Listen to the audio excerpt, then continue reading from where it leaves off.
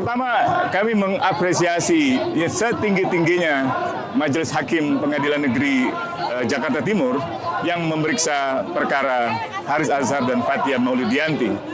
Salut untuk Pak Cokorda dan Majelis Hakim anggota yang memeriksa perkara ini dan mengadili dengan keputusan yang sangat-sangat kami apresiasi. Putusan bebas ini adalah kemenangan besar untuk gerakan sosial di Indonesia, gerakan demokrasi di Indonesia, dan ada banyak hal yang saya kira bisa dipetik dari putusan itu. Yang pertama, bahwa apa yang diungkapkan oleh Haris dan Fathia adalah fakta-fakta kebenaran, baik itu menyangkut kepentingan-kepentingan ekonomi di Papua maupun juga hubungannya dengan operasi militer di Papua.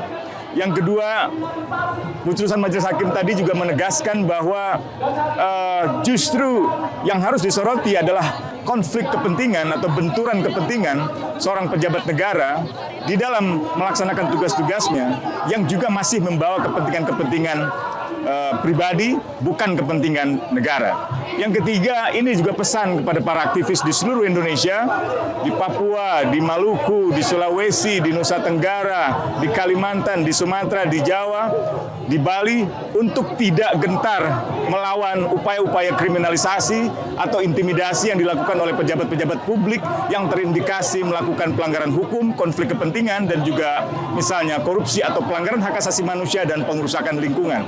Yang juga penting adalah jangan gentar dituduh antek asing atau membawa kepentingan asing, karena di dalam pengadilan kasus Haris dan Fathia justru yang terbukti adalah sang pejabat membawa kepentingan-kepentingan asing. Dan ini yang seharusnya bisa dicermati oleh masyarakat untuk tidak mudah dikelabui oleh para pejabat publik yang seringkali berdalih pada kepentingan negara, padahal sebenarnya membawa kepentingan asing dan kepentingan dirinya sendiri dan golongannya untuk memperkaya diri. Saya kira itu. Sekali lagi terima kasih kepada Majelis Hakim. Ini kemenangan para korban yang bersolidaritas pada hakim, jurnalis, dan juga semua aktivis dan para pengacara yang menunjukkan integritasnya dengan maksimal. Putusan ini punya arti besar untuk Papua, bahwa apa yang diperjuangkan oleh orang-orang Papua, oleh aktivis masyarakat adat Papua, oleh aktivis perempuan Papua, oleh para agamawan Papua adalah sebuah kebenaran, bahwa perjuangan mereka seringkali menghadapi tudingan-tudingan antek asing, tudingan-tudingan tidak nasionalis, atau tudingan-tudingan lain yang tidak berdasar.